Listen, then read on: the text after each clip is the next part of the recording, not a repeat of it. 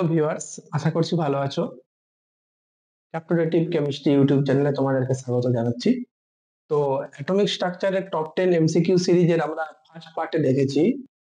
আহ, বেশ কয়েকটা এমসিকিউ আমরা দেখেছি। যখন আমি এমসিকিউ গুলো করাচ্ছি তখন এমসিকিউ গুলো কিন্তু করার জন্য যেটুকু থিওরি লাগবে বা যেটুকু নলেজ লাগবে সেই নলেজটাও কিন্তু আমি এই তোমাদের সাথে শেয়ার করে দিচ্ছি। ওকে, তো যদি এমসিকিউ গুলো করতে থাকো তাহলে এই চ্যাপ্টার থেকে যাই প্রবলেম পড়ুক না কেন, এর যে নলেজটা তৈরি হচ্ছে এই নলেজ থেকে কিন্তু যে কোনো ধরনের এমসিকিউ সলভ করা যাবে। তো প্রথমে যে আমরা যে এমসিকিউটা আজকে করব, তো সেখানে বলেছে যে হাইড্রোজেন পরমাণু লিমেন সিরিজের সর্বনিম্ন ওয়েভলেন্থ, ওয়েভলেন্থ মানে তরঙ্গ দৈর্ঘ্য, যদি এক্স হয় তাহলে হিলিয়াম প্লাসের প্যাসচেন সিরিজের দীর্ঘতম ওয়েভলেন্থ কত হবে। তো এই সিরিজগুলো কি ব্যাপারটা সম্পর্কে বলি, যে সিরিজগুলো কি না আমরা জানি, যে পড়েছিলাম যে বোর থিওরিতে, যে একটা ইলেকট্রন যখন উচ্চ কক্ষ থেকে নিম্ন কক্ষে আসবে তখন কি কিছু পরিমাণ এনার্জি রেডিয়েশনের আকারে বিকিরণ করে। যদি ধরো এখান থেকে আসছে, ধরো এটা হচ্ছে n equals two 1, n equals two 2, n equals two 3, n equals two 4। ধরো n ইকালস টু 4 থেকে n ইকালস টু 1 এ আসলো, তাহলে কি কিছু এর এনার্জি বেশি এর এনার্জি কম, তাহলে কিছু পরিমাণ এনার্জি কিন্তু রিলিজ করলো রেডিয়েশনের আকারে। তাহলে রেডিয়েশনের আকারে যদি এনার্জি রিলিজ করে, ঠিক আছে, তাহলে আমি কি পাবো, তার করেসপন্ডিং ওয়েভ লেন্থ পাবো। সে ওয়েভ লেন্থ হচ্ছে এই ওয়েভ লেন্থ। এটা হচ্ছে রিডবার্গ ইকুয়েশন। এই ইকুয়েশনটার নাম হচ্ছে রিডবার্গ রিডবার্গ ইকুয়েশন, ঠিক আছে। সেই ওয়েভ লেন্থ হচ্ছে এই ওয়েভ লেন্থ, আর হচ্ছে রিডবার্গ কনস্ট্যান্ট যার ভ্যালুটা হচ্ছে এটা। জেড হচ্ছে অ্যাটমিক নাম্বার, আর এন এফ মানে এন এফ ফর ফাইনাল, মানে ধরো এন ইকাল টু 4 থেকে এন ইকাল টু 1 এলো, তখন ফাইনাল স্টেট কোনটা, N equals two 1। N F বলছে এটা ফাইনাল স্টেট আর কি। আর এন আই মানে হচ্ছে আই আই ফর ইনিশিয়াল, ধরো এখান থেকে এখানে আসছে, তাহলে এন আই এর ভ্যালুটা হবে 4, ঠিক আছে। আই ফর ইনিশিয়াল, ইনিশিয়াল মানে প্রাথমিক। তো এটা হচ্ছে ফান্ডামেন্টাল সিরিজ। আরেকটা যেটা বলছিলাম, যে লিমেন সিরিজের কখন মানে লাইন গুলো পাবো।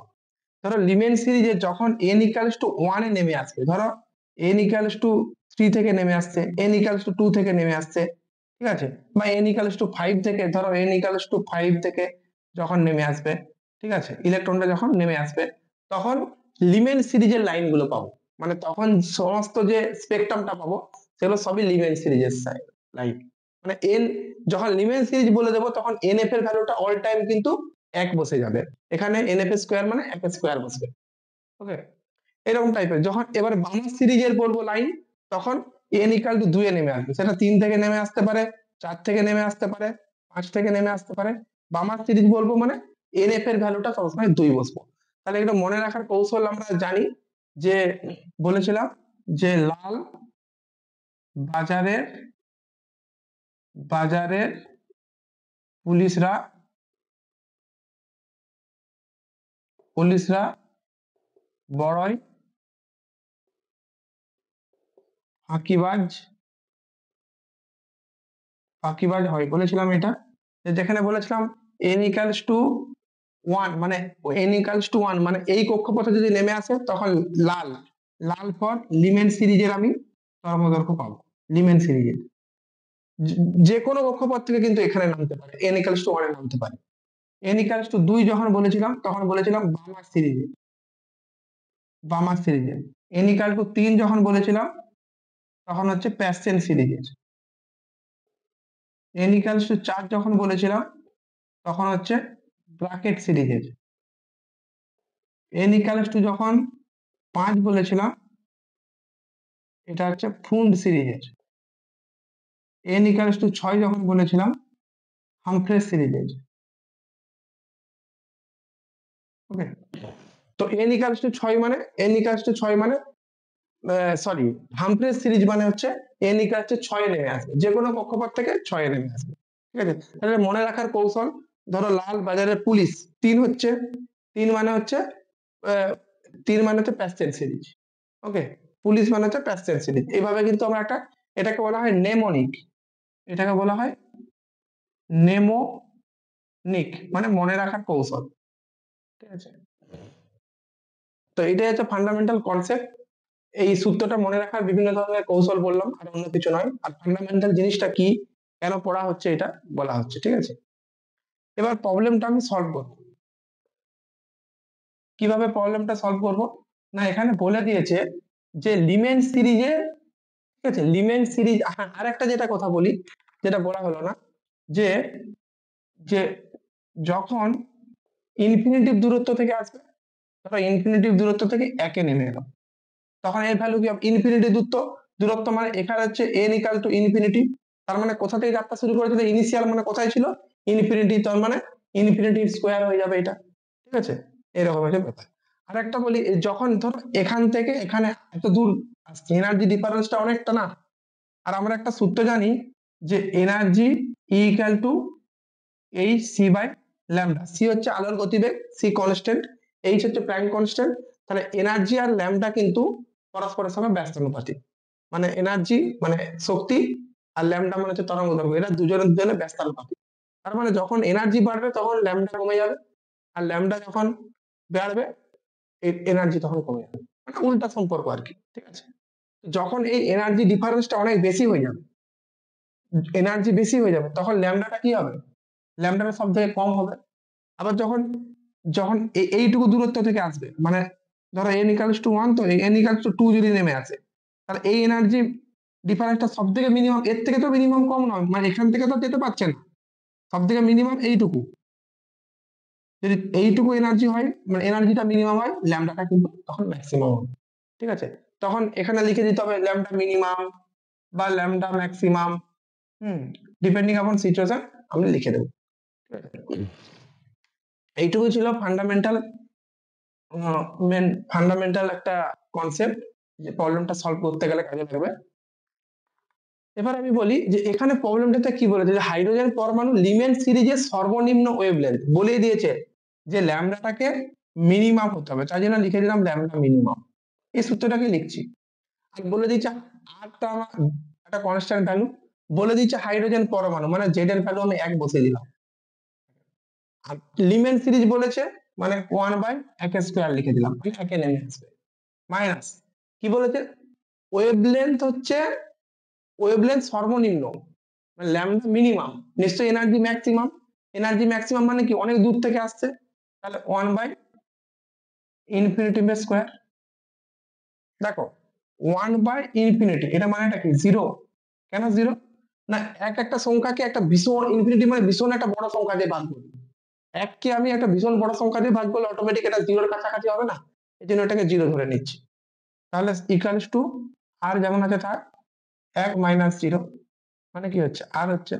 তাহলে এখান থেকে লিখতে পারি, এখান থেকে লিখতে পারি 1/λ মিনিমাম ইকুয়ালস টু আর, বা বা এখান থেকে ল্যামডা মিনিমামটা দিয়ে আসে, আর ইকুয়ালস টু 1/x, কারণ ল্যামডা মিনিমাম ভ্যালুটা দিয়ে আছে x। এটা আমার রয়ে গেল। নেক্সট কি বলেছে, যে এইচই প্লাস মানে হিলিয়াম প্লাস এর প্যাসচেন সিরিজের দীর্ঘতম ওয়েভলেন্থ বের করতে বলেছে। তাহলে দীর্ঘতম 1/λ ম্যাক্স বলছি ইকুয়ালস টু, এখানে আর হিলিয়াম বলে এটা 2 স্কোয়ার হয়ে গেল, জেড এর ভ্যালু কোথায় নামবে? না প্যাসচেন সিরিজে, লাল বাজারের পুলিশ 3 হচ্ছে, তাহলে 1/3² কোথা থেকে আসবে বলেছে কি? দীর্ঘতম মানে ম্যাক্সিমাম ওয়েভলেন্থ হবে, মানে এনার্জি মিনিমাম হবে, মানে তার ঠিক পরের ধাপটা থেকে নেমে আসবে। মানে প্যাসচেন সিরিজ বলতে কি বোঝাচ্ছি? প্যাসচেন সিরিজ বলতে 3 এ নেমে আসবে, 4 থেকে 3 এ নেমে আসবে। ঠিক আছে, 4 থেকে 3 এ নেমে আসবে, 4 স্কয়ার হয়ে গেল।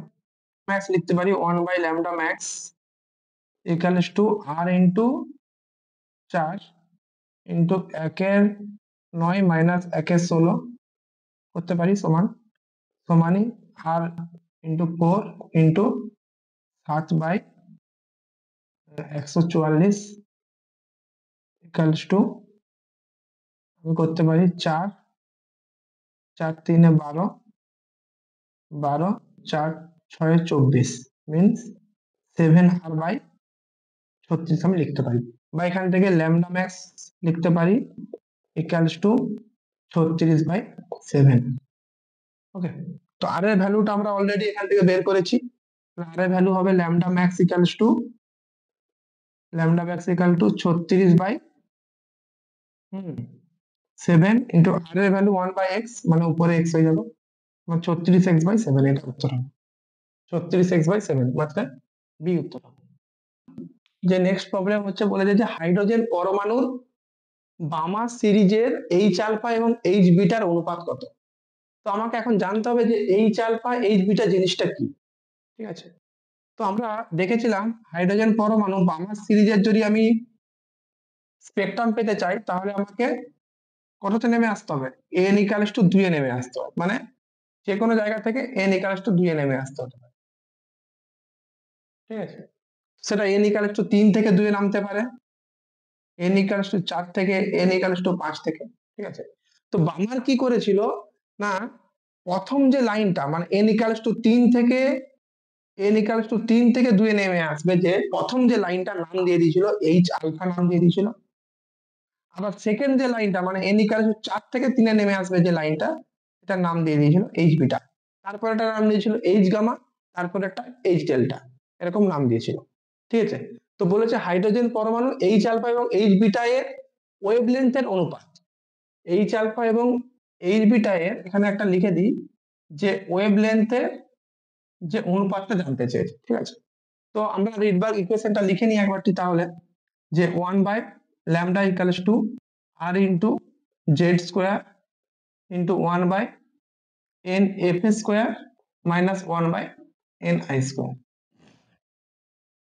ঠিক আছে, তো এখানে আমাকে একটা কথা মনে রাখবে, আর এর ভ্যালুটা কিন্তু পরীক্ষা হলে দেওয়া থাকবে। ঠিক আছে, যদি এমসিকিউ কম্পিটিশন এক্সামের জন্য পড়ি, তখন এমন ভাবে দেওয়া থাকবে আর এর ভ্যালুটা বসাতে হবে না, কেটে যাবে। ঠিক আছে, আর যদি বোর্ড এক্সাম হয়, তাহলে আর এর ভ্যালুটা প্রদত্ত থাকবে, দেওয়া থাকবে। ঠিক আছে, কিন্তু আর এর ইউনিট অনেক সময় জিজ্ঞেস করে, আর এর ইউনিট এখান এই কোশ্চেন থেকে বলতে পারবে যে আর এর ইউনিট কি হবে। দেখো কি করে করবে, আর এর ইউনিট আমরা জানি না। এখানে জেড মানে কি, এটা হচ্ছে অ্যাটমিক নাম্বার, পরমাণু ক্রমাঙ্ক, এর কোনো ইউনিট নাই। এটা কি কোয়ান্টাম নাম্বার, মানে হচ্ছে এন ইকাল এন এর ভ্যালু, এটা 1 2 3 4 হতে পারে, কক্ষপথের সংখ্যাটা, এটা কক্ষপথের সংখ্যা। তাহলে এরও ইউনিট নাই, এরও ইউনিট নাই, এরও ইউনিট নাই। তার মানে কি 1/λ এর ইউনিট আর আর এর ইউনিট সমান হবে। আর ল্যামডার ইউনিট কি, এটা তো এটা তো অ্যাকচুয়ালি ওয়েভলেন্থ। ওয়েভলেন্থ মানে কি দৈর্ঘ্যের ইউনিট। তাহলে আর এর ইউনিট কি হবে, 1 বাই দৈর্ঘ্যের ইউনিট। তার মানে কি হবে, মানে সেমি ইনভার্স হবে, বা মিটার ইনভার্স করতে পারি, বা অ্যাংস্ট্রম ইনভার্স করতে পারি, যে কোনো দৈর্ঘ্যের ইনভার্স, লেন্থের এলিয়েন লেন্থের ইনভার্স হচ্ছে। হ্যাঁ, অনেক সময় দিতে দিতে পারে পরীক্ষায় যে রিলবার্গ কনস্ট্যান্টের যে ভ্যালুটা তার ইউনিট কত হবে, ইউনিট কি, তখন কিন্তু বলতে হবে সেমি ইনভার্স বা মিটার ইনভার্স বা এনি টাইপ অফ লেন্থের ইনভার্স। ওকে, তো হ্যাঁ, এখন আমরা এইচ আলফা আর এইচ বিটা বের করতে হবে, তার ওয়েভ লেন্থের অনুপাত বের করতে হবে। তাহলে লিখি 1/λ, ল্যামডাটাকে আমি ল্যামডাটাকে আমি দিয়ে দিই এইচ আলফা দিয়ে দিই। আলফা মানে কি, আমার সিরিজের আলফা মানে কি, 2 এ আসবে কোথার থেকে, জাস্ট নেক্সট থেকে, প্রথম লাইনটা মানে 3 থেকে আসবে, ইকাল টু হাইড্রোজেন পরমাণু, এই জন্য আটটা লিখলাম, হাইড্রোজেন পরমাণু 1 স্কোয়ার লিখে দিলাম, এন এফ স্কোয়ার মানে 2 এ আসবে, কোথা থেকে আসবে না 3 থেকে আসবে, হয়ে গেল ইকুয়েশন কমপ্লিট।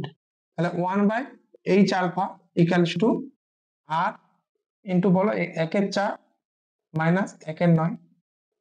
ঠিক আছে, 9 4 36 হবে, দেখি 1/α ইকুয়ালস টু আর ইন্টু 9 4 36, মানে 5/36 হচ্ছে। ওকে, তো এখান থেকে আমি আলফাটা, ল্যামডা আলফাটা বের করে দিই 36/5 আর, এটা একটা ইকুয়েশন হয়ে গেল। নেক্সট কি না, বিটা, এইচ বিটা বের করতে হবে, সরি এটা এইচ আলফা হবে না, দিস ইজ এইচ বিটা। তো এইচ বিটা আমি কি করে বের করব না, এন ইকুয়ালস পরেরটা, মানে এন ইকুয়ালস 3 থেকে নেমেছিল, এন ইকুয়ালস টু 4 থেকে নামবে, এন ইকুয়ালস টু 4 থেকে নামলে যে ইকুয়েশনটা পাবো, যে যেটা সেটা দুটোর অনুপাত করে দিতে হবে। তো এন ইকুয়ালস টু 4 থেকে যদি নামি, তাহলে আমি লিখি 1/h বিটা সমান আর ইন্টু 1 স্কোয়ার, হাইড্রোজেনই বলে দিয়েছে, তো 2 স্কোয়ার মানে 2 টি নামছে কোথা থেকে, 4 থেকে নামছে, হয়ে গেল তাহলে। ওকে, তো ইকুয়ালস টু আর ইন্টু 1/4 হলো minus 1/16 1 by H beta equals to R into 16 লসাগু যদি হয় 4 minus 1 equals to 3r by 16। এখান থেকে ল্যামডা পিটা ইকুয়াল টু লিখতে পারি 16 বাই 3r। ওকে, এটা 2 নম্বর হয়ে গেল। আমাকে কি চেয়েছে? এইচ আলফা আর এইচ বিটার অনুপাত চেয়েছে।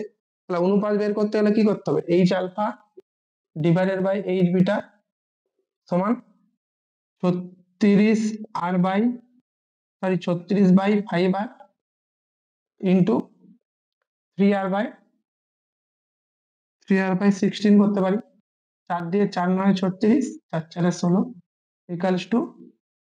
ইকুয়ালস টু আর আর কেটে যাবে ইকুয়ালস টু 9 3 27 বাই 4 4 20। এটা অনুপাত হবে। তাহলে উত্তরটা কি হবে? অপশন ডি হবে। দেখো এখানে কিন্তু একটা টুইস্ট আছে। আমাদের কম্পিটিশন এক্সামে যদি এমসিকিউ পড়ে তাহলে 4টে অপশনের মধ্যে একটি অপশন কারেক্ট হবে, ঠিক আছে? কিন্তু যদি বলে যায় যে কোশ্চেনটা এমএসকিউ টাইপের, মানে মাল্টিপল সিলেক্ট চয়েস যদি বলে, সিলেক্ট কোশ্চেন যদি হয়, হ্যাঁ, তখন কিন্তু মোর দেন ওয়ান অপশন কারেক্ট থাকতে পারে। এরকম 10-12টা কোশ্চেন থাকতেই পারে, কিন্তু আগে থেকে বলে দেবে যে দুটো অপশন কারেক্ট হতে পারে বলে, ঠিক আছে? না হলে জেনারেলি এমসিকিউই থাকে। দেখো 27/20, আর দেখো এটাকে যদি 2 দিয়ে উপর নিচে গুণ করে দিই তাহলে 54/40 হচ্ছে না? তাহলে এই অপশনটাও কারেক্ট হবে। কিন্তু যদি এমএসকিউ টাইপের কোশ্চেন হয় তাহলে কিন্তু একটু খেয়াল রাখতে হবে যে more than one option is correct. Generally এরকম থাকে না, এমসিকিউ থাকে, আর যদি থাকেও সেটা বলে দেওয়া থাকবে যে একের বেশি কোশ্চেন থাকবে বলে। ওকে, থ্যাংক ইউ।